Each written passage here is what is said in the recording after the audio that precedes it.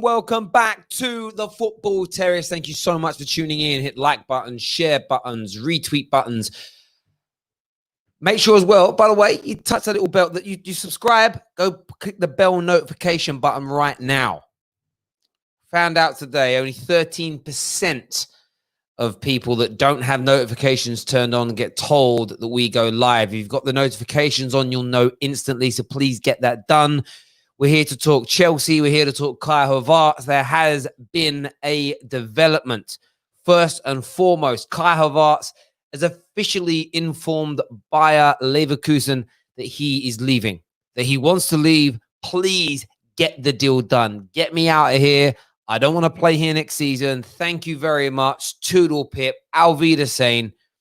Get me out of here. He wants to join Chelsea. That is his primary target. That's where he wants to go. Above Bayern Munich, above Liverpool, above anywhere else, he wants to go to Chelsea. That, in my opinion, is big news. That, in my opinion, it must be amazing news for Chelsea fans to see things along those lines. It must be. It must be absolutely brilliant news to see that. However, deals have still got to be agreed. Chelsea, on the other hand, have informed Leverkusen that they are willing to pay. They've agreed to pay an £80 million fee for the player.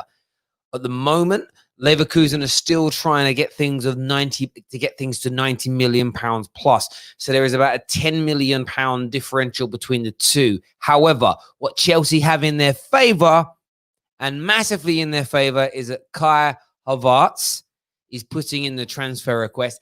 And at the moment, it doesn't appear that very many other teams are doing the rounds to try and sign him, because Lampard and co have convinced him to come to Chelsea. It puts the Stamford Bridge outfit in a very, very commanding position indeed.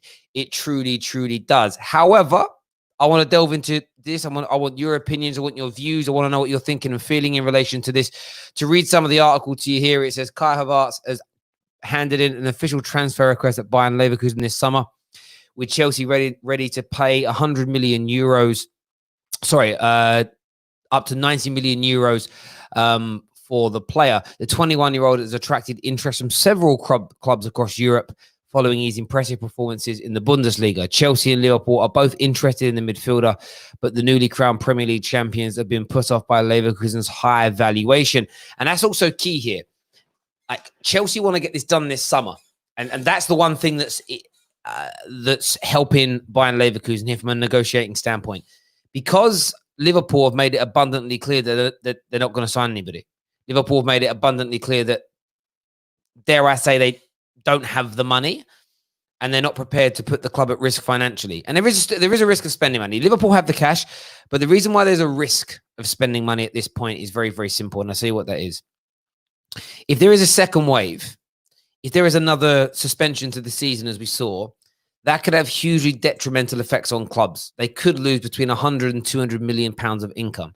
Liverpool's position is this: we're the best team in the world, so we don't need to strengthen at this stage. We don't want to risk the club financially in case there is a second suspension. If there's a 3, 4, 5 month gap again in football, or a longer gap than we already saw by a couple of months. Chelsea are in a different situation. They want to try and catch the league leaders. They want to slip in now and say, right, if Liverpool aren't going to strengthen, there's a possibility that Man City are going to go backwards if this ban happens and takes place.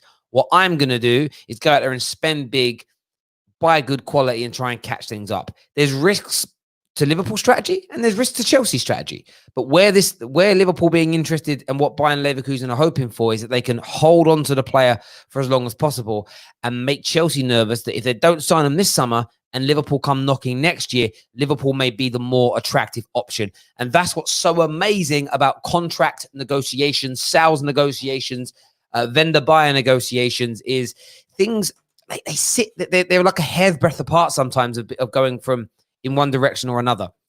Blue here, Blue FT219 says, I think if we currently look at the situation with the pandemic situation, Chelsea are the only team in Europe that who have the balls enough to do this kind of transaction. And I almost agree with you to an extent. I think it's about position. If Chelsea were the best team in England, I don't think you'd be looking at making these signings. It's the fact that you're not, and you're looking to become the best again, that you're going out there and doing it. But that's great for you. That is the most amazing news for Chelsea and your supporters. There's no doubt about it. But I think Chelsea will get it done. The negotiations are just at a very tender stage. Chelsea are saying £80 million maximum. Of course, there's a year or so remaining, a couple of years, remaining on Kai Havertz's deal. So if you wait until next summer, even if you get Liverpool into a bidding war with you, are you guaranteed more than £80 million? Not too sure. From Chelsea's point of view, though, are they willing to take that risk? Are they willing to take the risk of missing out on this individual? That is what these negotiations come down to. Chelsea won't want to pay over the odds, but they won't want to miss out. It's at a really tender stage. I think we'll get a resolution in the next couple of weeks. I really do. And Chelsea are still massive, massive favourites to sign. By the way, I would say the power is in Chelsea's majority in Chelsea's position. I would say 70-30 in my very humble opinion. Another super chat here from Andrew says, can Havertz be Chelsea's Kevin De Bruyne in the 4-3-3? Yes, he could. He could. That could be. He could do that. He could do that. I don't see him as an 8, though. I see him more as an out-and-out attacking midfielder, if you go by where he's played. But maybe Chelsea have the designs. Maybe Lampard thinks he can turn him into more of a number 8 style player, somebody that's more versatile across the central midfield areas. He's young enough, though. He's young enough to adapt. It isn't like he's a 28-year-old who's only ever played one position in his entire career. So maybe there's some room for what you're talking about there. Maybe there is indeed. So it's a really good question. He's definitely talented enough to be able to convert.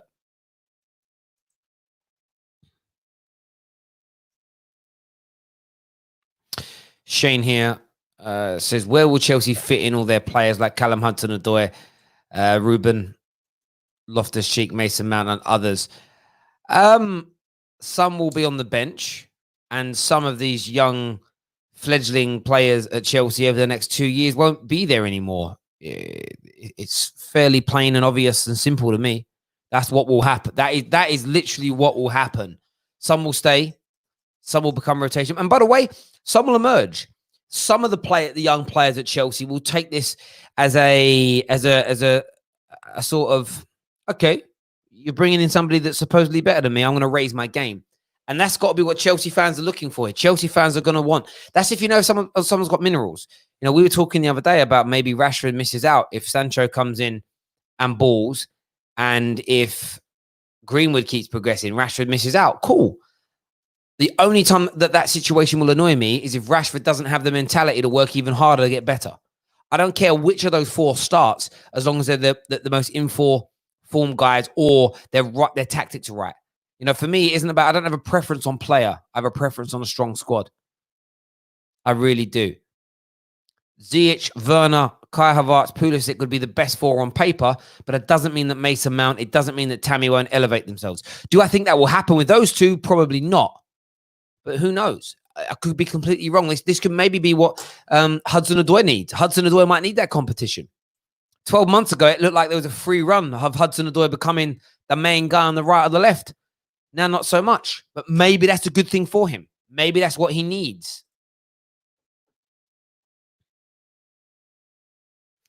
A comment here from one of our members says, why didn't they sell Hudson-Odoi to Munich? Have to piss us about, don't they? Listen, because Chelsea was sensible as well. They signed him onto a long-term deal. If they went to sign Callum Hudson-Odoi now, they might even get more money for him with the length of contract that he's on. That could truly be the reason as to why. Tammy's got more goals than Martial this season. Now, Martial's got 20 goals in all competitions. I think Tammy's got 17. So, yeah. Yeah. Again, no salt, just facts. As far as I'm aware, I'm just going to go and check now, in case I've missed something. But no, I believe that. Yes, it's the way around. I said it. I think I could be wrong. I'm sometimes wrong. I swear, Martial's got 20 and Tammy's got more than that, less than that. Let's have a little look here. Martial this season played 38 games in all competitions, and he has scored 20 goals. Tammy Abraham has played 42 games this season. So he's played 4 games more. He's played 2,692 minutes. So he's played around 200 minutes more than Martial. Martial has 3 more goals than him. So there we go. There we go. Premier League wise, Martial's played 27 games and he's got 15 goals. And it's 32 games for Tammy with 14 goals. So he hasn't scored more. He actually hasn't scored more league goals than him either. So I'm not too sure where you're getting that from, Killer. But what you've said is completely and utterly not true. And it isn't his first season in the Premier League before anybody shouts it out as well. He's played 2 seasons in the Premier League, Tammy, and he has nearly 180 games in his career. Martial is older, there's no doubt. And if you want to say he's doing better for his age, we can have that debate. But he hasn't scored more goals than him. That was the claim that was being made there, Killer Tomato. But I have no idea why you're bringing up Anthony Martial when we're talking about Kai Havertz coming to your team. It almost makes no sense. Salvio here says, if Lampard remains manager, our young English players will remain. What do you think? I think some will move on. If you look at now, I'll always make you a promise. If we look at Tammy, Mason Mount, Gilmore's not English, but we'll throw him into that mix. Loftus-Cheek, Tomori, Reece, James, 6. In 2 years' time, at least 2 of those players will not be at Chelsea anymore. Either directly or loaned out, they won't be here anymore. At least 2 of those players, in my very humble opinion.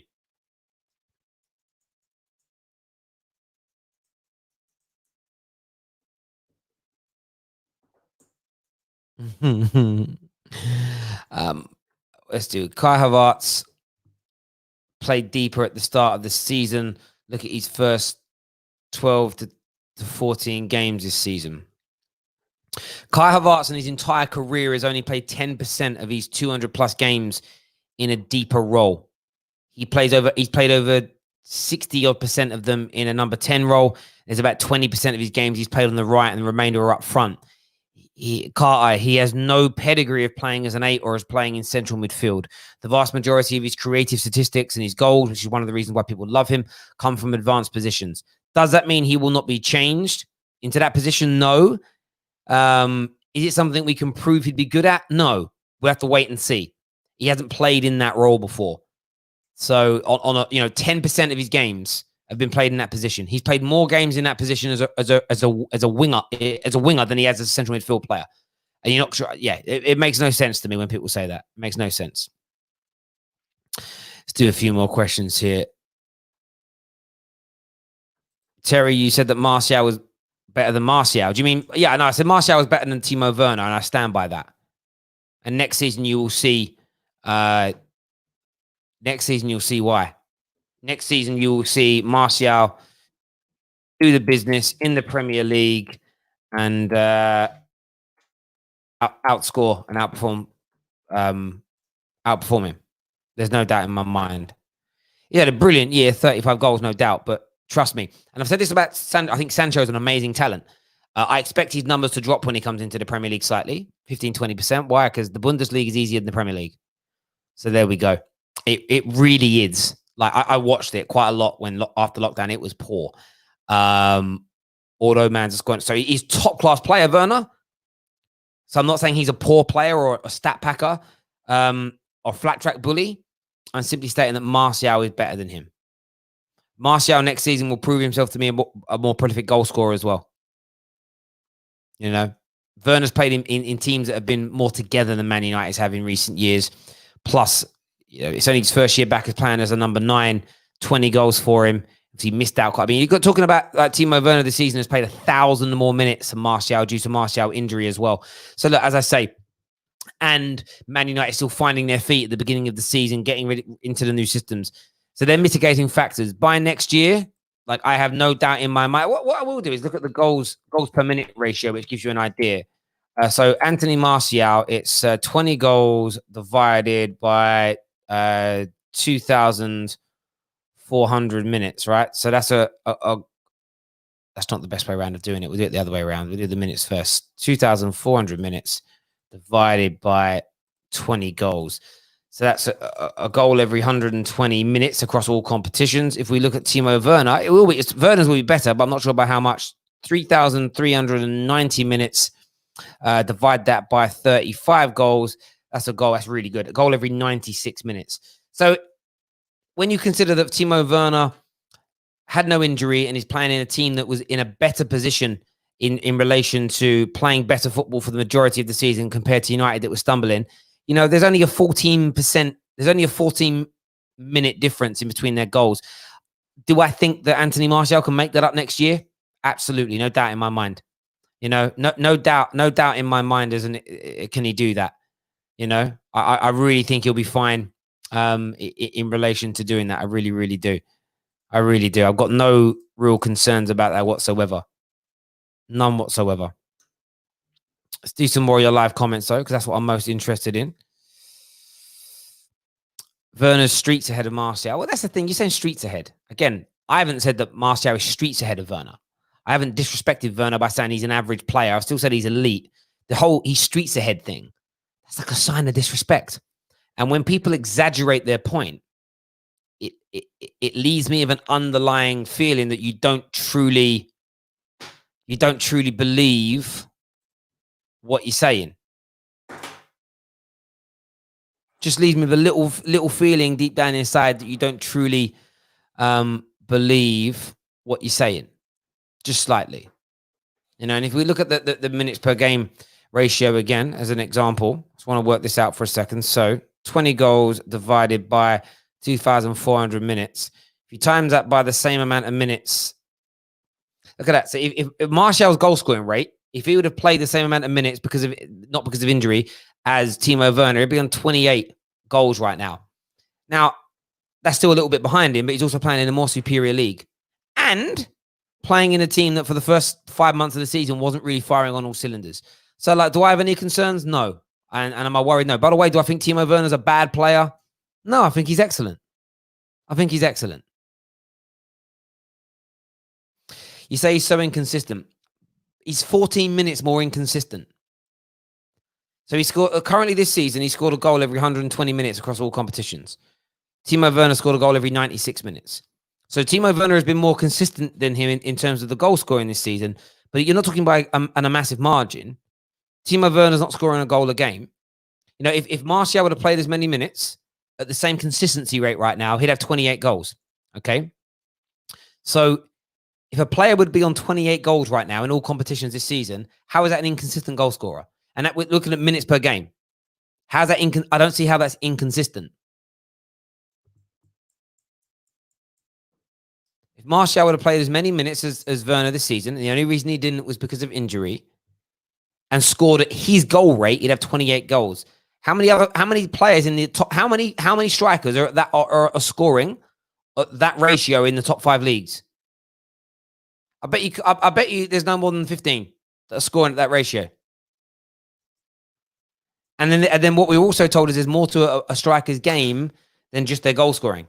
But suddenly with Martial, that doesn't count. Suddenly, like with Firmino can do everything but score and he's amazing. Martial doesn't score enough. That's it. He's trash. And that's the point I'm making. You can think Werner's better than Martial. I've got no concern with that. But again, what I pull on is people that say so-and-so is streets ahead of him. Well, with factual statistics, you're wrong that he's streets ahead of him. And then anecdotally and situation-based, there's no evidence of that either. You simply you're presenting a very biased hypothesis as a fact, and there's a major issue with that, but there we go. And again, none of you are coming with anything that's like, you can say that Werner's better, cool. But if anyone says he's streets ahead, you've got to explain it, and not one of you has presented a valid argument that makes any sense. You just say, Terry, please stop.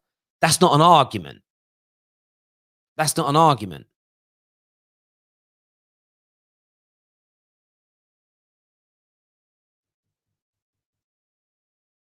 Why am I banging on about stats?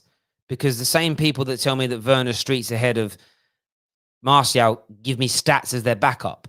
So I'm just looking at the stats in more intricate detail. That makes sense. It doesn't make sense. I'll give you an example. It's likely this season that quite a few, like, you got to think. So you look at Mbappe this year. He's having a good season. But you know that there's going to be lots of players potentially across Europe that end up outscoring in this season. And you know why, right? Because the French league was cut short. So if he hasn't played the same amount, like, he scored 18 goals in just 20 games, 30 in 33 games across all competitions.